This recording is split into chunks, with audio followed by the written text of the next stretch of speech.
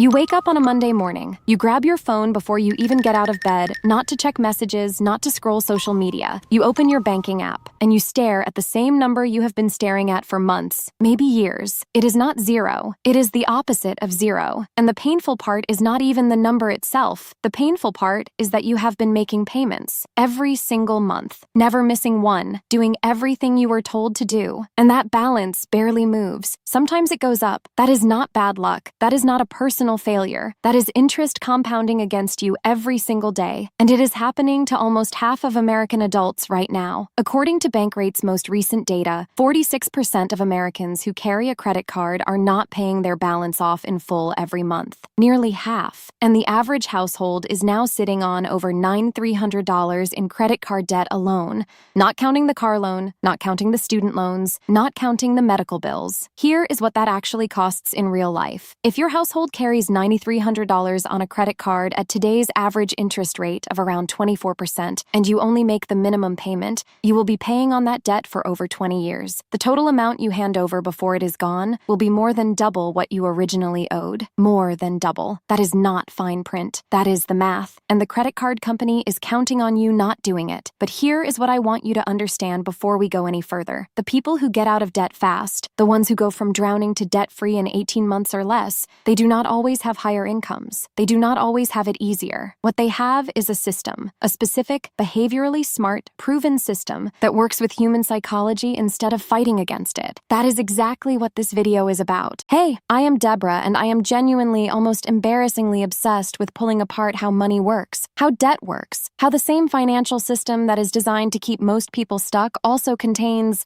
hidden right inside it, the exact tools you need to break free. I cannot stop studying it, and everything I learn, I bring here, broken down simply, clearly, and in a way that makes sense for your actual life. In this video, we are going to cover exactly why most debt advice fails the people who need it most. We are going to go deep on the strategy that research actually backs, not just theory, but real behavioral science from Harvard and Northwestern that explains why one method works and another one does not. We are going to talk about how to find money in your budget that you did not know was there, and we are going to build a real, concrete plan you can start this week, not when you get a raise, not when things slow down right now. If this is your first time on this channel, welcome. Hit that subscribe button because every single week we break down the financial topics that school never taught us, the stuff that actually changes lives when you finally learn it. Subscribe, turn on notifications, and let us get into it. Here is the advice most people get when they decide to pay off debt. Attack your highest interest rate debt first. Put every extra dollar toward the most expensive balance,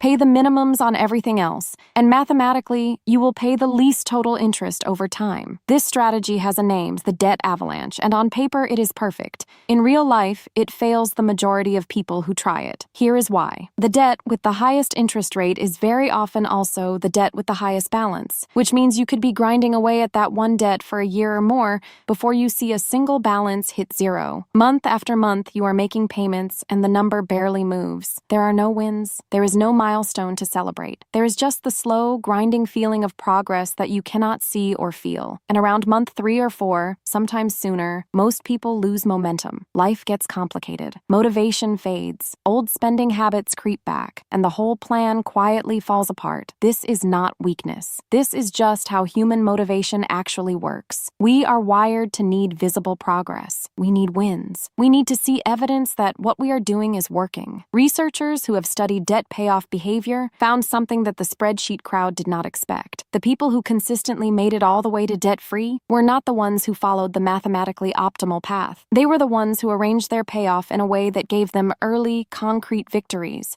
even when those victories were small. The feeling of crossing a debt off the list entirely, seeing a balance go from something to zero, creates a psychological shift that keeps people going through the long middle stretch of the journey. Without those wins, most people stall out. Personal finance is far more about behavior than it is about math. The perfect strategy that you quit is infinitely worse than the slightly imperfect strategy that you actually finish. The strategy we are talking about today is called the debt snowball. It is built entirely around how real human beings actually stay motivated, not how they theoretically should behave on a spreadsheet. Here is the concept in simple terms. You ignore interest rates completely for now. I know that feels wrong. Stay with me. You list every debt you have from the smallest balance to the largest balance. You make the minimum payment on every debt except the one at the very top of that list. first, the smallest one. On that one, you throw every extra dollar you can find. You go after it hard until it is completely gone. Then you take the full amount you were paying on it and stack it on top of the minimum payment for the next smallest debt. You attack that one until it is gone. Then you roll that entire amount onto the next one.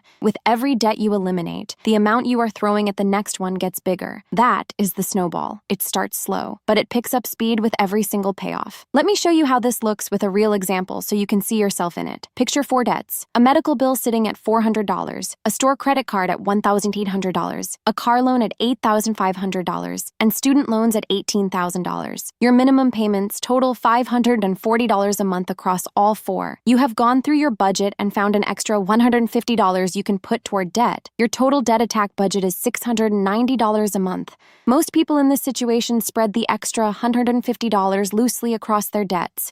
A little here, a little there. It feels responsible. It makes almost no actual difference. With the snowball, you pay the minimums on the car, the store card, and the student loans. And you take every dollar beyond those minimums and pour it into that $400 medical bill. At that rate, that medical bill is gone in less than 60 days. Gone. Completely. One creditor off your list permanently. And something real happens to you in that moment. Not just financially. You proved something. You did not just talk about paying off debt. You actually did it. Your brain registers a genuine win. And that feeling is what keeps you going. You take everything you were paying on that medical bill and add it to the store card minimum. Now, you are hitting that $1,800 balance with serious force. A few months later, zero. 2 debts completely gone. And now your payment power has grown significantly without your income changing at all. You roll that momentum into the car loan, then the student loans. Each payoff makes the next one faster because you are stacking payments like a snowball rolling downhill. People who follow this method with real focus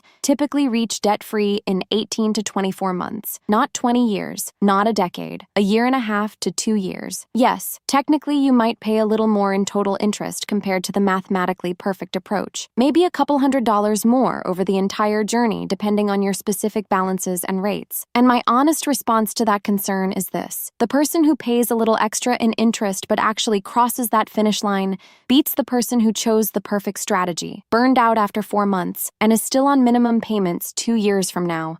Every single time, without exception, the best debt payoff plan is the one you complete. Full stop. Before you throw a single extra dollar at debt, I need you to do one thing first, and it is going to feel counterintuitive. Save a small cash buffer. I know, you are in debt, and I am telling you to save. Here is why this matters. Nearly half of all credit card debt in America traces back to unexpected expenses. Car repairs, emergency room visits, appliances breaking down, expenses that people had no cash to cover. So onto the card they went. If you go all in on debt payoff without any financial cushion and your car needs a $900 repair next month, you just charge $900 to a card. 6 months of hard progress suddenly has a new balance sitting on top of it. That setback, more than almost anything else, is what causes people to give up entirely. The fix is simple. Before the snowball begins, park $1,000 in a separate savings account. Not your checking account where it blends in and gets spent. A separate account you do not touch for anything except a genuine emergency. Not a sale, not a social event, a real emergency. Once that buffer exists, you go full force on the snowball. And if life does hit and you have to use it, that is fine. That is exactly what it is there for. You pause, rebuild the buffer, and pick right back up. No guilt, no starting over. The system handled exactly what it was designed to handle. Most people in debt have never actually sat down and looked at the full picture.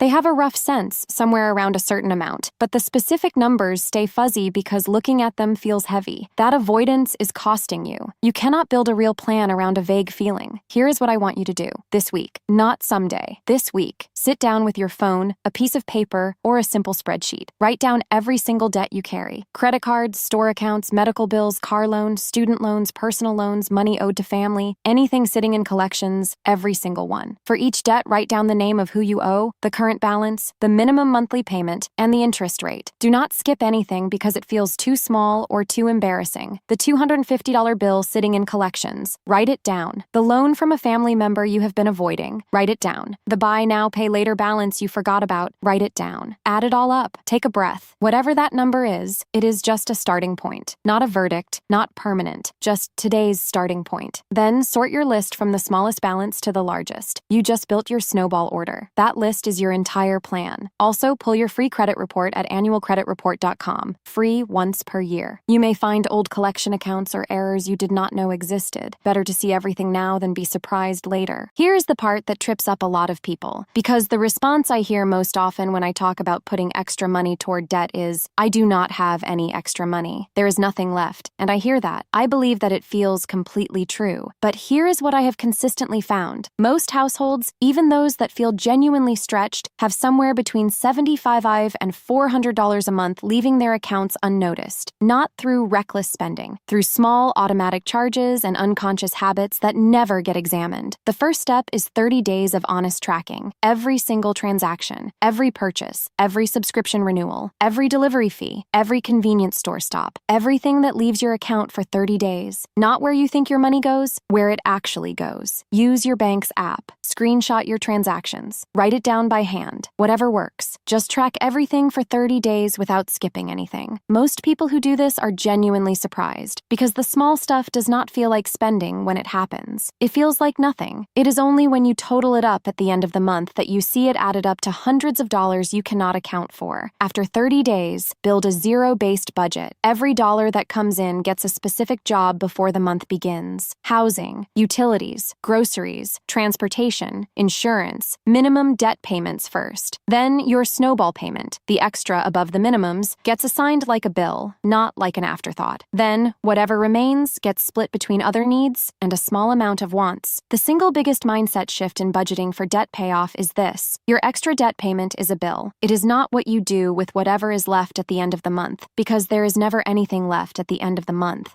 It gets paid the moment your paycheck hits, before anything discretionary. Full stop. Now let me give you specific places where money is hiding in most budgets right now. Subscriptions. The average American is spending well over $200 a month on subscription services, and a significant chunk of that goes to services they have forgotten about or barely use. Pull up your last 2 bank statements. Highlight every recurring charge. Be ruthless about canceling anything that is not genuinely active in your life right now. Food delivery apps. These are convenient and expensive. The convenience fees, service charges, and markups typically add 40% or more on top of the cost of the food itself. Pulling back on delivery even temporarily frees up real money every month. Car insurance. Most people set this up once and never revisit it. Rates change, your driving record changes, competing offers change. 2 hours of comparison shopping can sometimes reduce your monthly premium by $40 to $100. That is your debt payment right there. Your cell phone plan. Evaluate whether you actually need the premium unlimited tier or whether a mid-level plan covers your real usage. Switching to a lower tier or a prepaid carrier on the same network can save $20 to $50 a month with zero impact on your actual daily life. Bank fees. If your bank is charging you a monthly maintenance fee, or if you are regularly hitting ATM fees because you are outside their network, switch to a free checking account. These charges feel small individually. Over a year, they add up to money that could be working for you. The goal is not making yourself miserable. It is identifying money that is already leaving your account without adding real value to your life and redirecting it with intention toward your freedom. There is a ceiling on what cutting can do. At some point, every subscription is canceled, every unnecessary expense is trimmed, and you are still not moving as fast as you want to. For many Americans, especially those starting from a lower income base, increasing what comes in is the more powerful lever. And I want to be specific here because vague advice is useless. I am not talking about a career change or a 2-year degree. I am talking about real money generated this month, and every month directed completely at the snowball. Sell what you already own. Look at your home honestly. Clothes sitting untouched for over a year. Electronics in drawers. Furniture in rooms nobody uses. Sports equipment from hobbies that faded. Kids' things they have outgrown. List them on Facebook Marketplace, OfferUp, or Poshmark. Many households find $500 to $2,500 worth of value sitting in their closets and garages. That is a one-time boost that can wipe out 1 or 2 debts on its own. Gig work on your schedule. Grocery delivery, rideshare driving, dog walking, and task-based gigs require no resume, no interview, and no waiting. The pay is not glamorous, but it is flexible, and every single dollar goes straight to debt. Even 10 to 15 hours a week of gig work can generate $300 to $600 in additional monthly income. Offer what you already know how to do. Whatever your professional skills are, writing, numbers, organizing, building, teaching, cooking, caring for people, fixing things,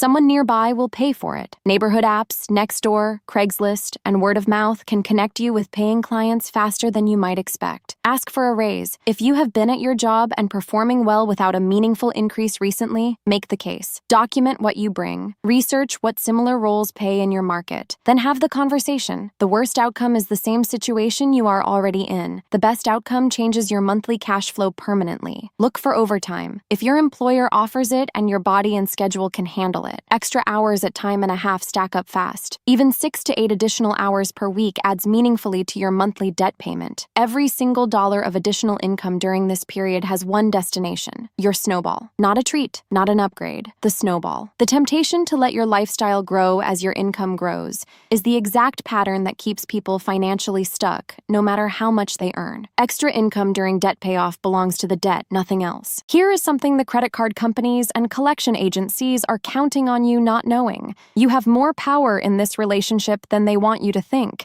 Creditors want their money. They would far rather negotiate with you than lose the account entirely. When debt goes to a collections agency, the original lender typically sold it at a steep discount, sometimes as little as 20 or 30 cents per dollar owed, which means the collector has significant room to settle for less than the full balance and still profit. Call your credit card company and ask for a lower interest rate. Simply call, explain that you are actively working to pay down your balance, that you have been a customer in good standing, and that you would like to discuss a rate reduction. This works more often than you would expect. Even a few percentage points lower on a significant balance saves you real money over your payoff timeline. Ask about hardship programs. If your income has dropped or you are facing genuine financial difficulty, many credit card companies have formal hardship programs that temporarily lower your rate, reduce your minimum payment, or waive certain fees. These programs exist, they are just not advertised. You have to ask for them directly. Negotiate settlements on collection accounts. If a debt has gone to collections and you can pull together even a partial lump sum, it is worth calling and asking what they will accept to consider the account settled. Many collectors will accept 40 to 60 cents on the dollar when a lump sum is on the table. Getting that offer is not guaranteed, but it costs nothing to ask.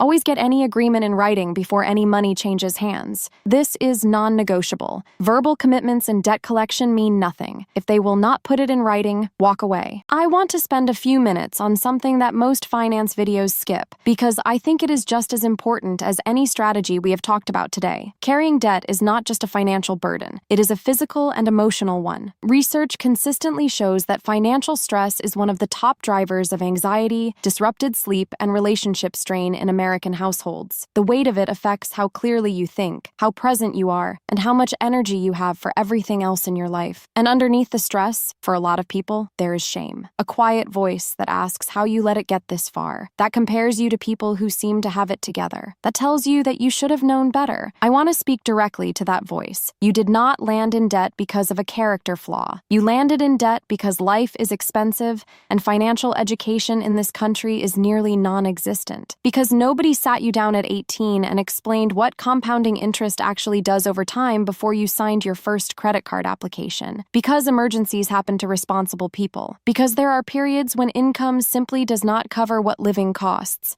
and credit fills the gap because it is the only tool available. That is not irresponsibility. That is reality for millions of Americans, and the shame you are carrying about it is misplaced. Set it down. It is not helping you move forward. What moves you forward is the plan we have been building today. And when the journey gets hard, because there will be hard months, I want you to have something concrete to hold on to. Not a vague goal of being debt-free someday. Something specific and vivid. What does your life actually look like when these payments are gone? What do you do with that money? What does it feel like to check your bank account on a Monday morning and not feel dread? What opens up for your family when that monthly obligation disappears? Write it down. Put it somewhere you will see it. On a hard month, that reason will carry you further than any strategy. The day your last debt payment goes through is one of the best financial moments of your life, and I want to make sure it is permanent. The moment that happens, 3 things need to follow immediately. First, build a real emergency fund. 3 to 6 months of your actual monthly expenses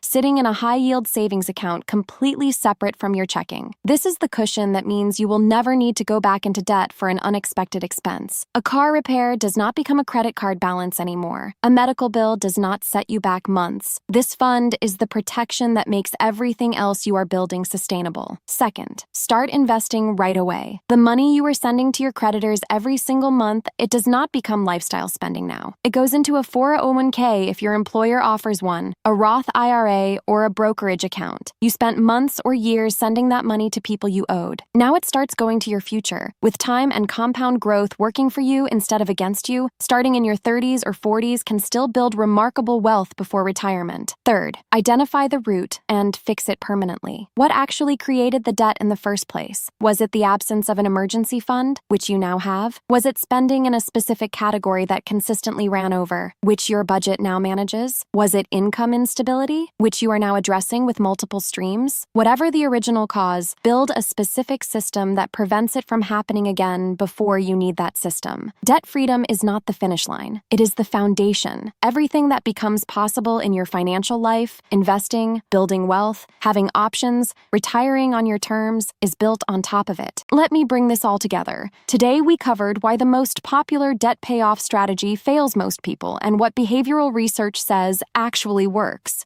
We built the debt snowball from the ground up with real numbers. We talked about building a cash buffer before you start. We talked about facing your full debt picture clearly and building a budget that puts your debt payment first. We covered finding hidden money in your current spending, growing your income, negotiating with your creditors, protecting your mental health through the process, and protecting your freedom after you reach the finish line. Here is your action plan for this week. Tonight, write down every single debt, balance, minimum payment, interest rate, all of them. Sort the list smallest to largest. This week, go through your last 2 bank statements and cancel every subscription you are not actively using. This month, if you do not have $1,000 in a separate savings account, build that first before anything else. Then make one extra payment. Whatever amount you can manage beyond the minimum on your smallest debt, $50, $80, $100, something. That is your first snowball move. The path to $50,000 debt-free starts with that one move this week. I will be right here with you every step of the way. If this video helped you today, share it with one person in your life who is carrying debt and feels stuck. That is how this community grows, and that is how this information reaches the people who need it most. Hit the like button if you are starting your debt-free journey, and drop a comment right now. Tell me what your smallest debt is and which step you are starting with today. I read every single comment. Subscribe to Deborah Invest if you are not here yet, because next week we are covering the budgeting system that works specifically for people who have tried budgeting before and walked away from it. My name is Deborah. This is Deborah Invest. Now go make that first move.